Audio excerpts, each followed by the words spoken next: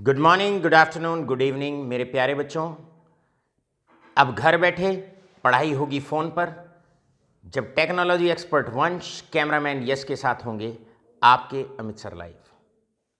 Redox reaction part 2 for 11th class और electrochemistry part 2 for 12th class classes में आपका स्वागत है, लेक्चर्स में आपका स्वागत है। प्रीवियस लेक्चर में हमने आपको रिडॉक्स रिएक्शन और उसकी एप्लीकेशन शुरू करा दी थी। अभी तक आप जान चुके हैं रिडॉक्स रिएक्शन दो तरह की, डायरेक्ट रिडॉक्स और indirect redox. Indirect redox reaction का मतलब एक रिएक्शन, एक रिडॉक्स रिएक्शन जहां पर ऑक्सीडेशन और रिडक्शन अलग अलग वेसल में कराया जाता है। वो वेसल जिसमें हम इनडायरेक्ट रिडॉक्स रिएक्शन कहते हैं। इन रिएक्शंस की एप्लीकेशन होती है कि इनसे हम इलेक्ट्रिकल एनर्जी जनरेट कर सकते हैं। इसीलिए वो वेसल जिनमें हम इनडायरेक्ट रिडॉक्स रिएक्शन कराते हैं उनको सेल भी कहा जाता है और नाम होता है गैल्वेनिक सेल। दूसरा नाम होता है दैट इज इलेक्ट्रोकेमिकल सेल, क्योंकि केमिकल रिएक्शंस की मदद से हम इलेक्ट्रिकल एनर्जी जनरेट करा लेते हैं। मेरे प्यारे बच्चों, प्रीवियस लेक्चर में किस तरीके से सेल को इनबिल्ट किया जाता है। दो बीकर लेते हैं, दो मेटल की इलेक्ट्रोड लेते हैं, जिसकी इलेक्ट्रोड लेते हैं उसी मेटल के सॉल्यूशन में उनको डालते हैं, उसी मेटल के सॉल्यूशन में उनको डालते हैं। बाहरी सर्किट में इलेक्ट्रोड्स को कनेक्ट किया जाता है कॉपर वायर से, बीच में वोल्टमीटर जो डायरेक्शन ऑफ करंट और पोटेंशियल डिफरेंस आपको बताता है, और दोनों सॉल्यूशन को एक यू शेप ग्लास की ट्यूब, उसमें हम सॉल्ट डालते हैं प्लस अगार अगार और जिलेटिन डालते हैं।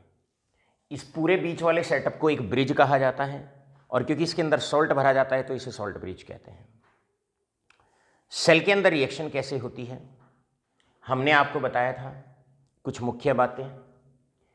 सेल पे हमेशा याद रखेंगे एनोड पे होता है ऑक्सीडेशन, या एनोड और कैथोड को लेकर तीन बातें अगर आप ध्यान रखते हैं तो पूरे सेल में कभी दिक्कत नहीं आएगी। एनोड एक ऐसी इलेक्ट्रोड को माना जाएगा जिसका रिडक्शन पोटेंशियल लो होगा और इस पे हमेशा ऑक्सीडेशन होता है। रिएक्शन की अगर बात करें तो एनोड पे हमेशा एटम से आयन बनता है, मेटल एटम से मेटल आयन बनता है। कैथोड की अगर हम बात करते हैं तो एक ऐसी इलेक्ट्रोड को माना जाता है जिसका रिडक्शन पोटेंशियल हाई होता है और उस पर हमेशा रिडक्शन होता है। राइट, याद रखिए इस पे पॉजिटिव चार्ज होता है, कैथोड पे पॉजिटिव चार्ज, एनोड पे एन आयन मतलब नेगेटिव चार्ज। हमेशा याद रखेंगे कैथोड में आयन से एटम बनता है, यहां पर अपोजिट होता है। मेरे प्यारे बच्चों, सेल रिएक्शन कैसे लिखी जाती है?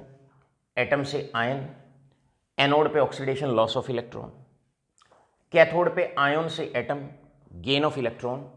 आप किस तरीके से सेल की रिएक्शन लिखते हैं, यानी कि अभी तक construction of a cell and how to write the cell reactions या reaction at anode and cathode आपको बताया जा चुका है। आज बारी रहेगी important part, and that is basically the functioning of a cell. Cell किस तरीके से काम करता है? मेरे बेटे, सेल के अंदर दो कंपार्टमेंट आपके होते हैं। पहला कंपार्टमेंट ये है, पहला कंपार्टमेंट ये है, दूसरा कंपार्टमेंट ये है। इस प्रकार सेल के अंदर दो कंपार्टमेंट आपके होते हैं। अब ये एनोड वाला कंपार्टमेंट, ये कैथोड वाला कंपार्टमेंट, बड़े ध्यान से इसको समझेंगे, एक बार में ही अच्छे से ही समझेंगे। राइट, अब आप एनोड पर जानते हैं कि एनोडिक कंपार्टमेंट में एटम से आयन बनता है, एटम से आयन बनता है by the loss of 2 electron.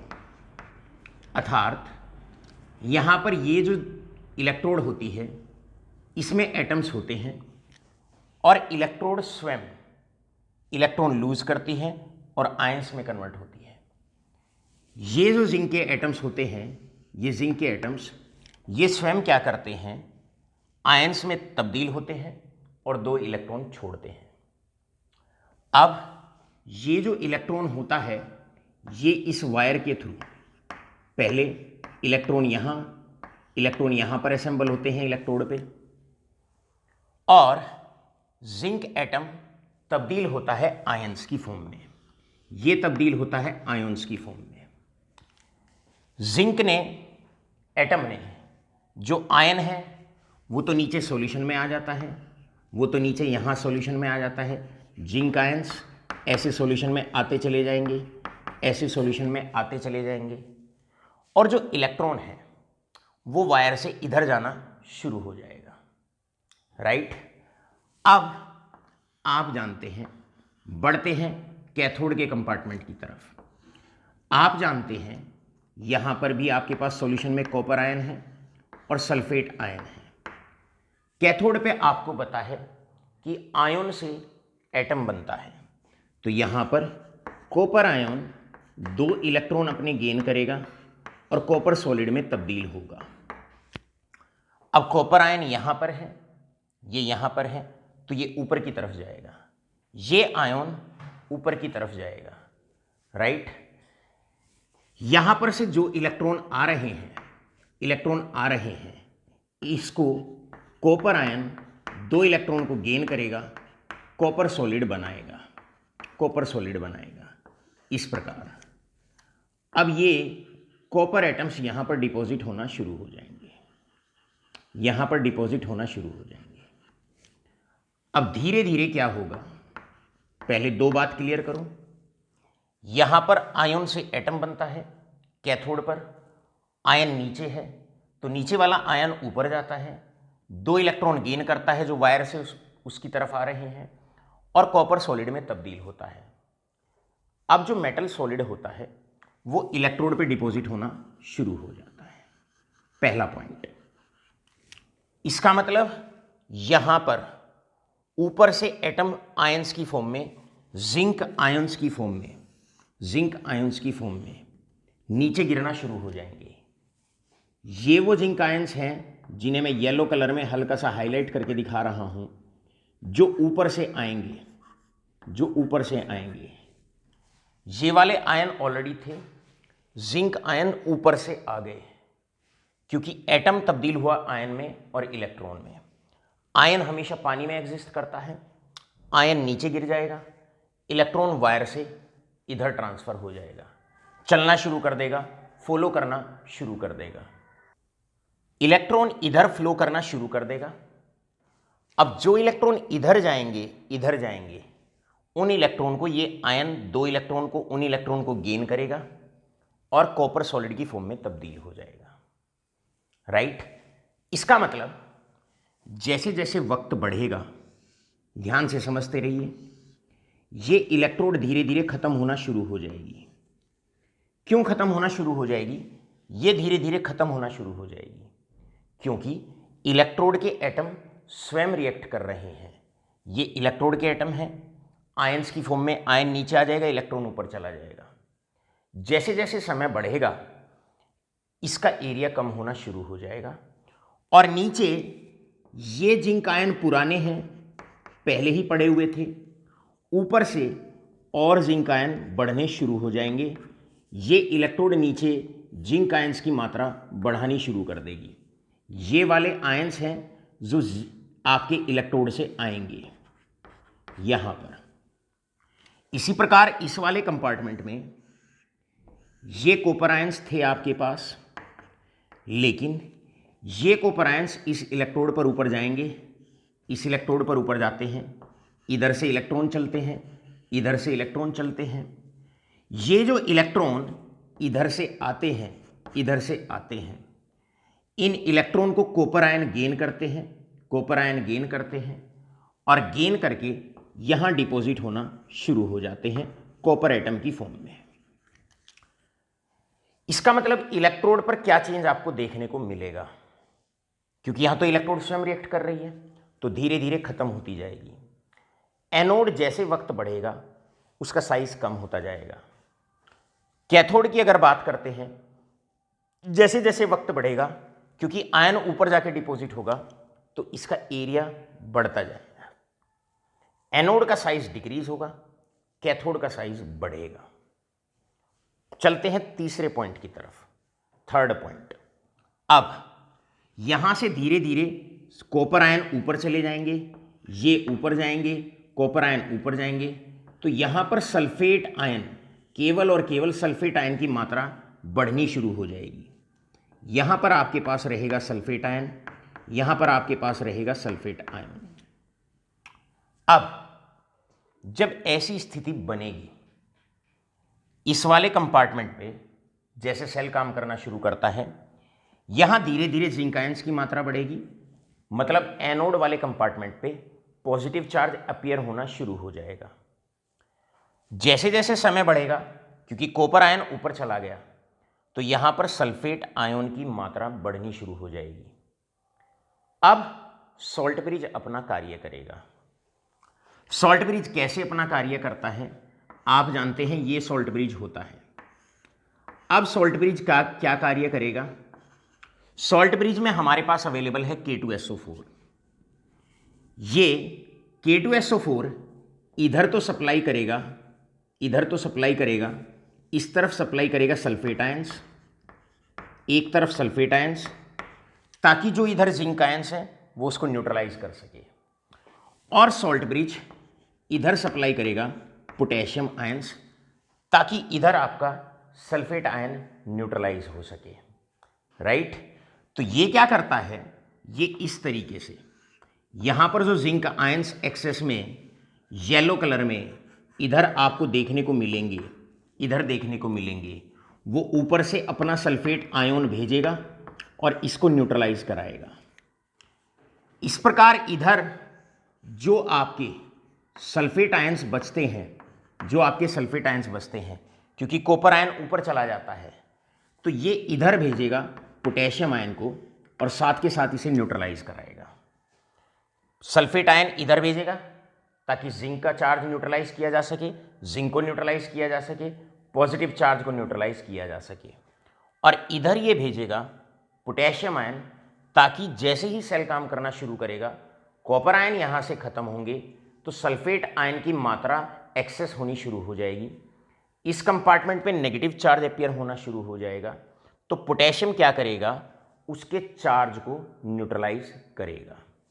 यहां पर पहला सवाल, write two functions of salt bridge, two functions of salt bridge. भाई सॉल्ट ब्रिज के टू फंक्शंस आप लिखिए। तो भाई सीधी सीधी सी बात है, ओपोजिटली चार्ज आयन दोनों तरफ भेजता है। जिधर नेगेटिव चार्ज अपीयर होता है उधर पॉजिटिवली चार्ज आयन भेजता है। जिस कंपार्टमेंट में पॉजिटिव चार्ज अपीयर होना शुरू होगा उधर नेगेटिवली चार्ज आयन भेजेगा। जिस तरीके से दोनों कंपार्टमेंट पे जो चार्ज अपीयर होने वाला होता है वो उस चार्ज को न्यूट्रलाइज करता है। तो पहला function salt bridge, important question, salt bridge का फंक्शन क्या है? Salt bridge it neutralizes the charge, it neutralizes the charge। अब सवाल होता है दूसरा, क्वेश्चन होता है दूसरा, अगर सॉल्ट ब्रिज ना हो तो क्या होगा? दूसरा क्वेश्चन है, अगर सॉल्ट ब्रिज ना हो तो क्या होगा? इधर जिंक आयंस की मात्रा बढ़ेगी तो इस कंपार्टमेंट पे पॉजिटिव चार्ज बढ़ेगा, इधर सल्फेट आयंस की मात्रा बढ़ेगी तो इधर नेगेटिव चार्ज बढ़ेगा, इस कंपार्टमेंट पे पॉजिटिव चार्ज बढ़ेगा। अब पॉजिटिव इलेक्ट्रॉन को इधर जाने नहीं देगा, और अगर इसका मतलब यहां पॉजिटिव चार्ज बढ़ना शुरू हो जाएगा, अगर आप सॉल्ट ब्रिज हटा देंगे इधर नेगेटिव चार्ज बढ़ना शुरू हो जाएगा। अब ये पॉजिटिव इलेक्ट्रॉन को जाने नहीं देगा, अपनी तरफ खींचेगा, और अगर कोई इलेक्ट्रॉन इधर चला भी गया तो वो उसको रिपेल करेगा, यानी कि फ्लो ऑफ इलेक्ट्रॉन बंद हो जाएगा। इधर जिंक आयंस की वजह से अगर सॉल्ट ब्रिज ना हो तो जिंक आयंस की मात्रा बढ़नी शुरू हो जाएगी, पॉजिटिव चार्ज अपीयर होगा एनोड वाले कंपार्टमेंट पे।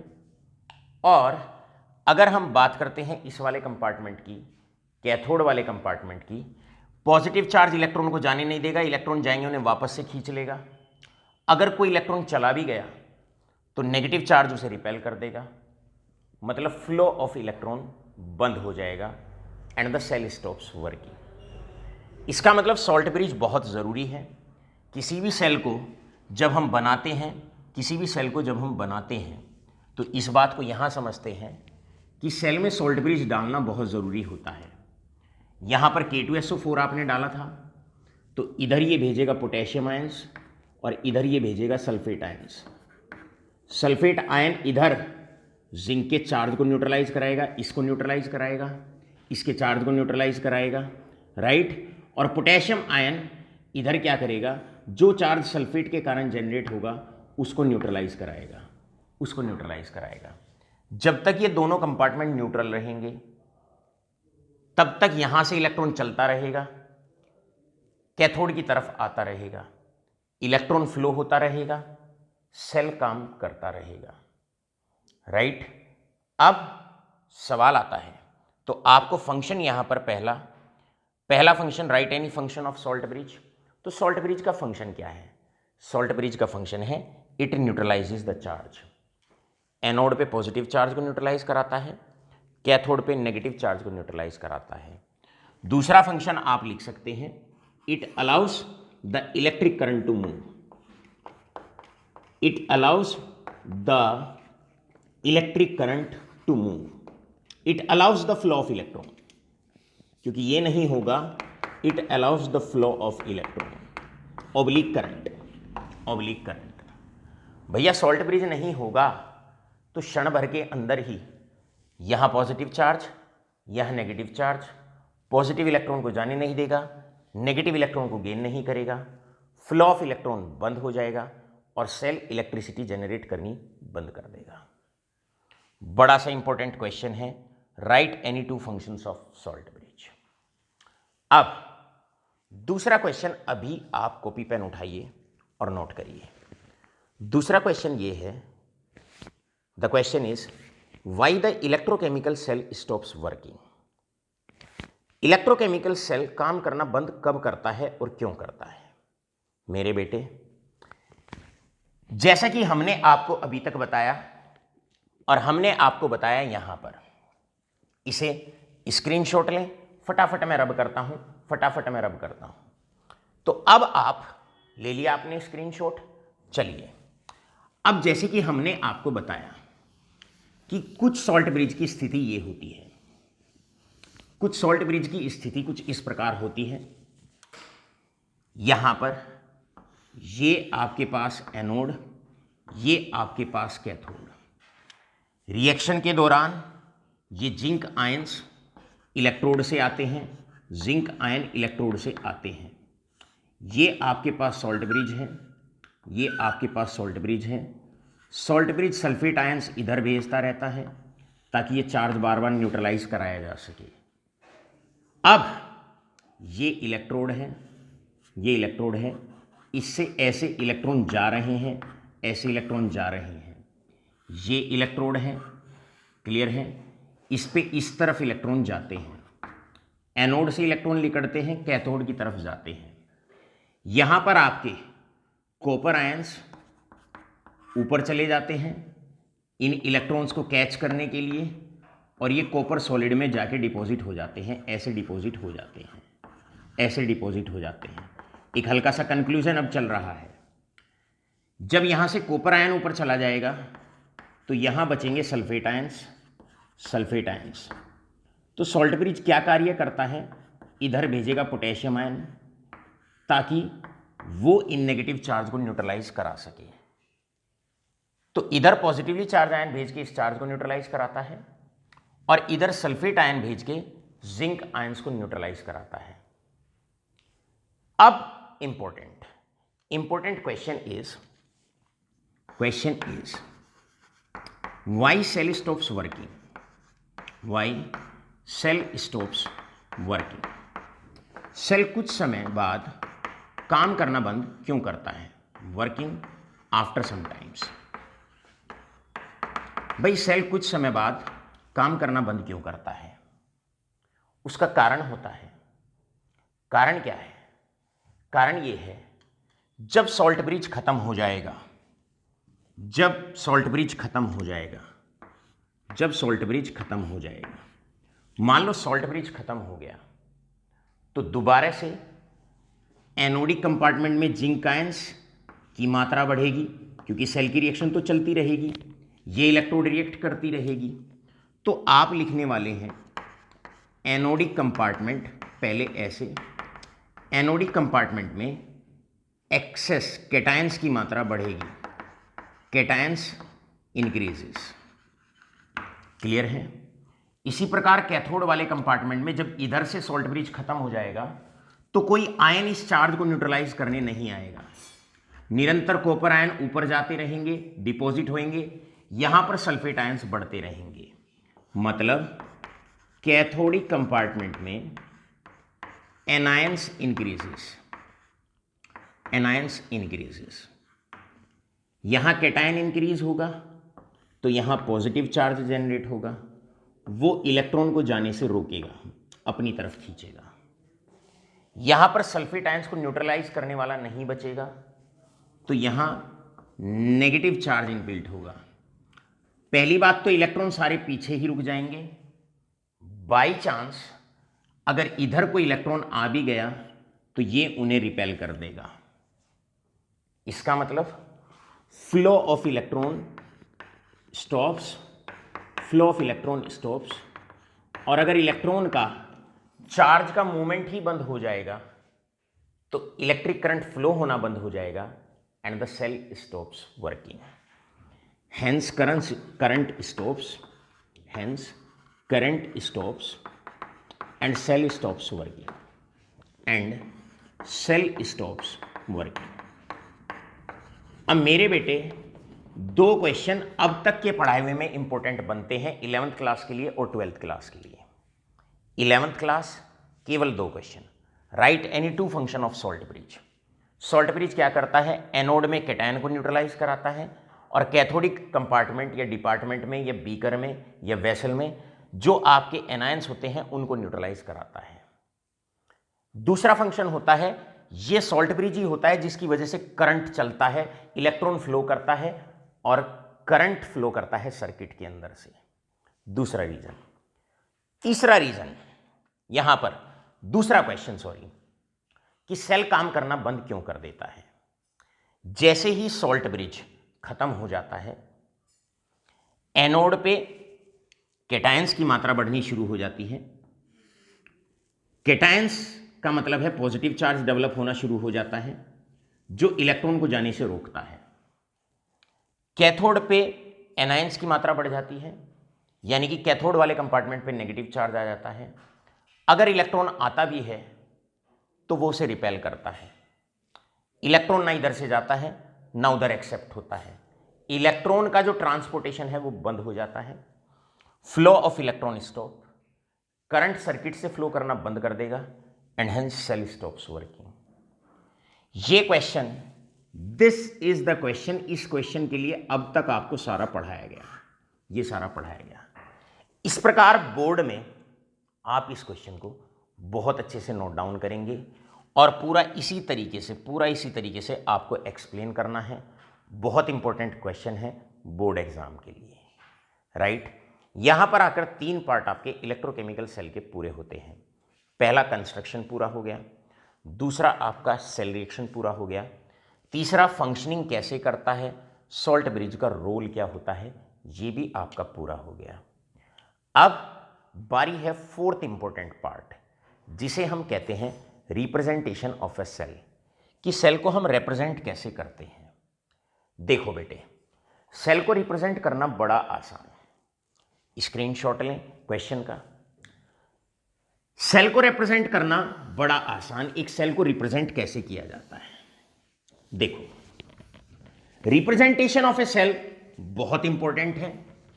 सेल को जनरली या तो किसी रिएक्शन की फॉर्म में हम रिप्रेजेंट कर देते हैं, किसी रिएक्शन से भी रिप्रेजेंट कर देते हैं, या इसको ऐसे रिप्रेजेंट किया जाता है, बीच में सॉल्ट ब्रिज है तो 2 पैरेलल लाइन जो सॉल्ट ब्रिज को रिप्रेजेंट करती हैं, कि भाई एक सेल में क्योंकि बीच में सॉल्ट ब्रिज होता है तो 2 पैरेलल लाइन से पहले सॉल्ट ब्रिज को रिप्रेजेंट करिए। अब सॉल्ट ब्रिज के इधर क्या होता है? एनोड। तो इधर आप एनोड बनाइए। सॉल्ट ब्रिज के इधर क्या होती है? कैथोड। तो इधर आप कैथोड बनाइए, इधर आप कैथोड बनाइए। अब एनोड पे क्या होता है? एटम से आयन बनता है, मेटल एटम से आयन बनता है, तो ऐसे ही आप दिखाएंगे। मेटल एटम से आयन बनता है, इधर आप मेटल एटम लिखें, मेटल एटम, और मेटल एटम से बनता है मेटल आयन। तो ऐसे आप एटम से आयन बनाएं, राइट। बढ़े आगे, कैथोड पे क्या होता है? कैथोड पे मेटल आयन से एटम बनता है। तो आप इधर मेटल आयन लिखेंगे और मेटल आयन से मेटल एटम बनाएंगे। ऐसे आप मेटल आयन से मेटल एटम बनाएंगे। जैसे कि अगर मैं यहां पर गैल्वेनिक सेल की बात करता हूं, तो यहां पर आप मेरे बेटे, आप अच्छे से जानते हैं, आप जानते हैं रिएक्शन कुछ इस प्रकार हुई। The reaction takes place like this. Zinc का मेटल है, ये एटम है, उससे बना था जिंक आयन। यहां भी आप देख सकते हैं एटम से बना था आयन। ऐसे आप देखिए, दो पैरेलल लाइन सॉल्ट ब्रिज। आपने कैथोड पे देखिए आयन से एटम बनता है, तो इसी रनिंग वे में आपको दिखाना है आयन से एटम बनेगा। अगर आयन की कंसंट्रेशन आपको दे रखी है तो वो भी लिख दीजिए। यहां पर आप कंसंट्रेशन लिख देंगे, आयन की कंसंट्रेशन। स्टार्टिंग में कंसंट्रेशन 1 मोलर है तो आप 1 मोलर लिख दीजिए। कंसंट्रेशन 1 मोलर है तो 1 मोलर आप लिख दीजिए। This is the way how to represent a cell. बीच में दो पैरेलल लाइन सॉल्ट ब्रिज को रिप्रेजेंट करेंगी। सॉल्ट ब्रिज के इधर एनोड, सॉल्ट ब्रिज के राइट में कैथोड। एनोड पे मेटल एटम से आयन बनाएंगे और कैथोड पर मेटल आयन से मेटल एटम बनाएंगे, राइट। आशा करता हूं बहुत अच्छे से आपको ये समझ में आ गया होगा। अब सेल की रिप्रेजेंटेशन को लेकर किस तरह के क्वेश्चंस आपसे पूछे जा सकते हैं, अब फोकस उन क्वेश्चनिंग पार्ट पर करते हैं। अब उन क्वेश्चंस पे हम फोकस करते हैं। अब एक्टिव हो जाइए और जानने की कोशिश करिए कि अब बोर्ड में 12th क्लास में किस तरह के क्वेश्चंस आने हैं और उनको कैसे आपको भेदना है, मतलब कैसे आपको उनको सॉल्व करना है। Example, how will you represent a cell? How will you represent the following cell? Represent the following cell. एक सेल को आप कैसे रिप्रेजेंट करेंगे जिसमें रिएक्शन कुछ इस प्रकार होती है। Copper solid plus 2 Ag positive forming copper 2 positive plus that is 2 Ag salt.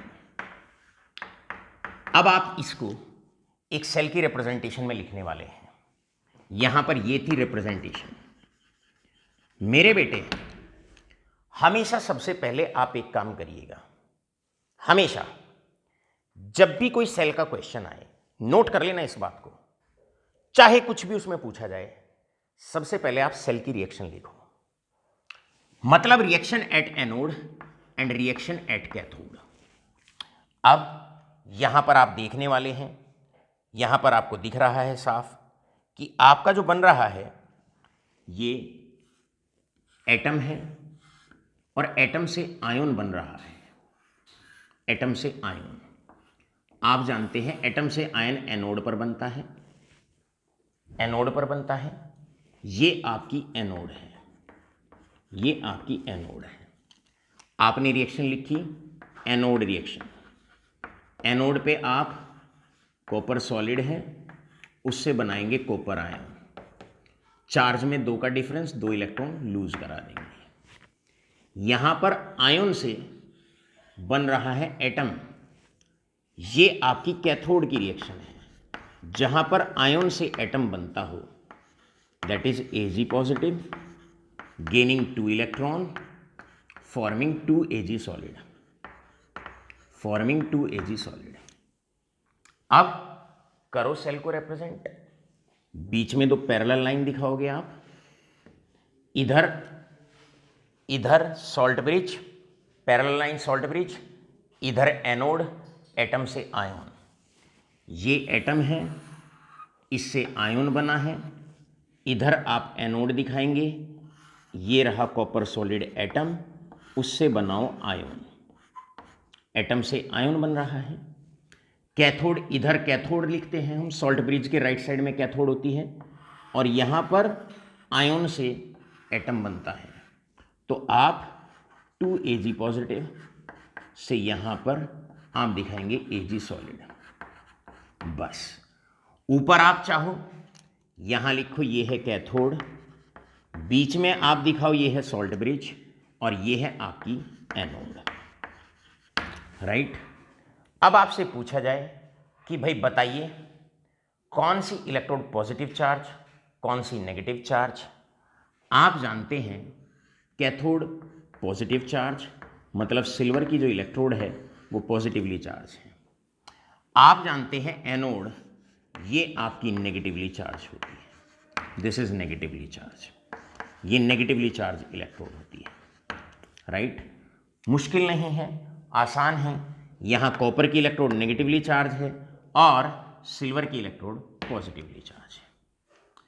कई बार और भी प्यारे से क्वेश्चन आते हैं, आपसे कहा जाता है इसी में ही, अगर हम कहें also calculate EMF of the cell, EMF of the cell, बड़ा प्यारा सा क्वेश्चन है। अब EMF का मतलब E naught of the cell, मतलब पोटेंशियल डिफरेंस। आप जानते हैं वो होता है आपका, that is E naught of cathode minus E naught of anode. आपको पता है कैथोड सिल्वर की है, आपको पता है एनोड कॉपर की है। आप लिखेंगे E नोट ऑफ सिल्वर क्योंकि कैथोड सिल्वर की है, minus E naught of copper, बस 0.80 माइनस 0.34, ये इलेक्ट्रोड पोटेंशियल आपको गिवन होंगे। आंसर आ गया, दैट इज 46 वोल्ट। इस प्रकार बड़े प्यारे से क्वेश्चन आप आसानी से कर सकते हैं, बहुत आसानी से, मुश्किल नहीं है, आसान है और बहुत सिंपल तरीके से आप कर सकते हैं। लें स्क्रीनशॉट, बढ़ेंगे अगले क्वेश्चन की तरफ। अब बढ़ते हैं नेक्स्ट क्वेश्चन की तरफ। क्वेश्चन है how will you represent the following cell. पहले तो सेल की रिप्रेजेंटेशन बतानी है आपको। एक सेल की रिएक्शन दे रखी है, उससे आप सेल को रिप्रेजेंट करना है, और दूसरा आपको EMF कैलकुलेट करना है। हमने जैसे कि आपको बताया बेटे, कोई भी क्वेश्चन अगर आपसे आता है तो सबसे पहला आपका कार्य होगा कि आप सेल की रिएक्शन लिखें, एनोड और कैथोड की रिएक्शन लिखें, आधी चीज़ें अपने आप ही आसान हो जाएगी। अब आप यहाँ पर देखिए, ये आपके पास B है और ये B2 पॉजिटिव है, पॉजिटिव चार्ज बढ़ रहा है या एटम से आयन बन रहा है, दोनों में से कोई भी कॉन्सेप्ट लगाओ। पॉजिटिव चार्ज बढ़ रहा है या एटम से आयन बन रहा है, भैया सीधा सीधा यहां पर हुआ ऑक्सीडेशन, यानी कि एटम से आयन बन रहा है, ऑक्सीडेशन हो रहा है, एटम से आयन बन रहा है, ऑक्सीडेशन हो रहा है, एनोड की रिएक्शन है। इसका मतलब यहाँ पर जो एनोड है वो B है, यहाँ पॉजिटिव 2 चार्ज से 0 चार्ज हुआ, आयन से एटम बन रहा है, आयन से एटम बन रहा है, मेटल एटम बन रहा है, और हुआ रिडक्शन क्योंकि पॉजिटिव चार्ज डिक्रीज हुआ, इसलिए ये कैथोड है, ये कैथोड है। अब बेटे कैसे लिखोगे एनोड की रिएक्शन? आप ऐसे लिखोगे कि भाई एनोड पे एटम से आयन बनता है, आप लिखेंगे B सॉलिड से B2 positive with the loss of 2 electron. यहां पर आयन से एटम बन रहा है, यानी कि अब A2 पॉजिटिव, ये आपकी कैथोड की रिएक्शन है, gaining 2 electron, forming that is A solid, ये बना। Anode is of B, cathode is of A। आपको कैलकुलेट करना है E naught of the cell. बस कैसे आप E naught of the cell?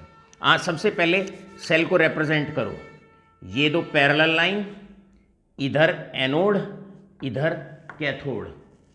Anode पे एटम से आयन, मेटल एटम से मेटल आयन, आप दिखाएंगे B सॉलिड से बन रहा है B2 पॉजिटिव, इधर आप कैथोड वाला डिपार्टमेंट, कैथोड में क्या हो रहा है, आयन से एटम बन रहा है, तो बिल्कुल ऐसे ही दिखाना है जैसे सेल में रिएक्शन हो रही है, ए सॉलिड।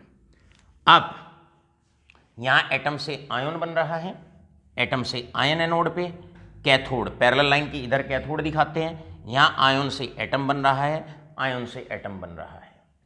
अब आप कैलकुलेट करेंगे E naught of the cell. आप जानते हैं E naught of cathode minus E naught of anode. कितने तरीके, एनोड बी की है, कैथोड ए की है, यानी कि ये हो जाएगा E naught of A minus E naught of B. अब ए आपको दिया हुआ है 0.50, बी आपको दिया हुआ है 0.30, आंसर इज 0.20 वोल्ट। इस प्रकार बहुत मुश्किल क्वेश्चंस नहीं हैं, आसान क्वेश्चंस हैं। और अब बारी रहेगी एक टॉप क्लास 11th क्लास के लिए IIT JEE क्वेश्चन की, नीट के क्वेश्चन की। और 12th क्लास में इस बार NCERT में भी इस क्वेश्चन को इंक्लूड किया गया है। बड़ा इंपॉर्टेंट क्वेश्चन है, ज़रा जानने की कोशिश करिए, देखने की कोशिश करिए। चलते हैं नेक्स्ट टाइप पर, फटाफट से लें स्क्रीनशॉट। क्वेश्चन है अब आप लोगों की तरफ, डिपिक्ट द गैल्वेनिक सेल। एक गैल्वेनिक सेल आपको दिखाया हुआ है, उसके अंदर ये रिएक्शन हो रही है, और अब इस रिएक्शन में आपने एनोड कैथोड की रिएक्शन लिखनी है, आपको सेल को रिप्रेजेंट करना है और उसका E naught of the cell निकालना है। तो बड़ा आसान है। एनोड पे रिएक्शन आप किस तरीके से लिखने वाले हैं, एनोड पे आप रिएक्शन लिखने वाले हैं, यहाँ पर एटम से बन रहा है आयन, हो रहा है ऑक्सीडेशन, एटम से आयन ऑक्सीडेशन, ये आपकी एनोड है, दिस इज एनोड। तो यहाँ पर आप एटम से आयन बनता हुआ दिखाएं, ये आपकी एनोड है। और आप जानते हैं यही जिंक की इलेक्ट्रोड वो होगी जिस पे नेगेटिव चार्ज होगा। क्वेश्चन आपसे कई बार ये भी पूछ ले, बताओ भाई नेगेटिवली चार्ज इलेक्ट्रोड कौन सी है, तो आप आसानी से बता सकते हैं, जिंक इलेक्ट्रोड। आपसे पूछा गया भाई कैथोड की रिएक्शन बताइए, यहाँ पर बन रहा है आयन से एटम, आयन से एटम बन रहा है, पॉजिटिव चार्ज डिक्रीज हो रहा है, रिडक्शन हो रहा है, ये कैथोड पर होता है, राइट। आयन से एटम भी कैथोड पर बनता है, रिडक्शन भी आपका कैथोड पे होता है। अब 2 silver ion gaining 2 electron, same electron gain हुए हैं, जो इसने छोड़े हैं वो इसने गेन किए हैं, बना 2Ag सॉलिड, ये बन गया। सिल्वर की इलेक्ट्रोड पॉजिटिव चार्ज होगी, सेल को रिप्रेजेंट करो, बीच में सॉल्ट ब्रिज लगाओ, इधर एनोड, राइट साइड में कैथोड, एनोड पे एटम से आयन बना, ये एटम है, इससे आयन बन रहा है। कैथोड की तरफ चलें सॉल्ट ब्रिज के इधर, आयन से एटम बन रहा है, मेटल आयन से मेटल एटम बन रहा है, बस बन गया। 2 पार्ट आपके कंप्लीट हुए। चलते हैं तीसरे पार्ट की तरफ, E naught of the cell.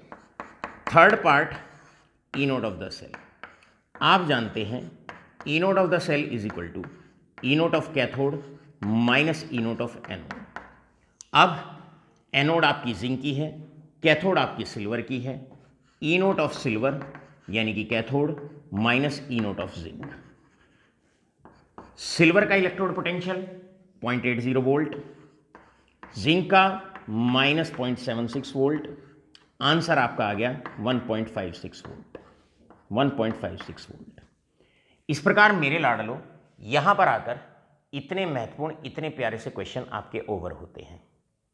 बढ़ते हैं लास्ट टाइप ऑफ क्वेश्चन की तरफ, लें फटाफट स्क्रीनशॉट, चलते हैं last question of the day की तरफ। अब चलते हैं लास्ट टाइप ऑफ क्वेश्चन की तरफ, बहुत बहुत इंपॉर्टेंट क्वेश्चन है। अब आपको एक सेल ही दे रखा है और आपको इस सेल के लिए निकालना है calculate E naught of the cell. भाई सिंपल सी बात है, आप जब भी सेल का कोई क्वेश्चन आए सबसे पहले आप सेल की रिएक्शन लिखें। एनोड, एनोड आप जानते हैं एटम से आयन बन रहा है, सॉल्ट ब्रिज के इधर एनोड होती है, इधर आपकी कैथोड होती है, राइट। अब एटम से आयन, बहुत सिंपल, ये एटम है, इससे आप आयन बनता हुआ दिखाएंगे with the loss of 2 electron.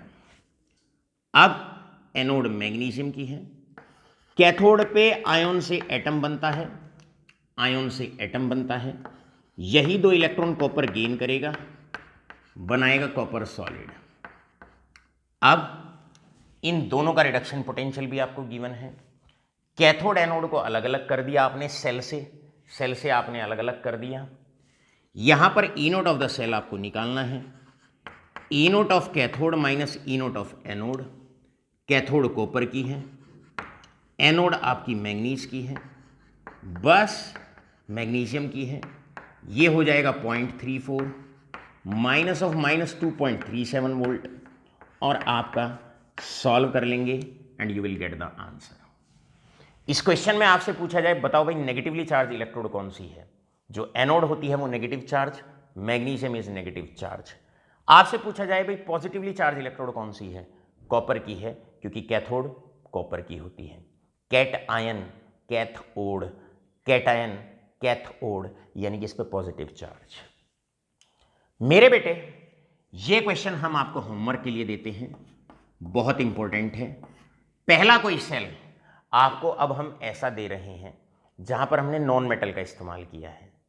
सारी फिलॉसफी मेटल को लेकर समझाई गई, मेटल से मेटल आयन, मेटल आयन से मेटल एटम। अगर नॉन मेटल आ जाए बस इतना हिंट काफ़ी है, ऑपोजिट कर देना, नॉन मेटल आयन से नॉन मेटल एटम, और यहां पर मेटल आयन से मेटल एटम है, यहां नॉन मेटल एटम से यहां पर आयन बनाएंगे।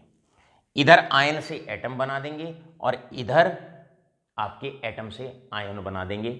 नॉन मेटल के केस में जस्ट ऑपोजिट हो जाएगा। हिंट भी दे दिया और आशा करता हूं क्वेश्चन भी आपका आसानी से सॉल्व हो जाएगा। बहुत बहुत धन्यवाद।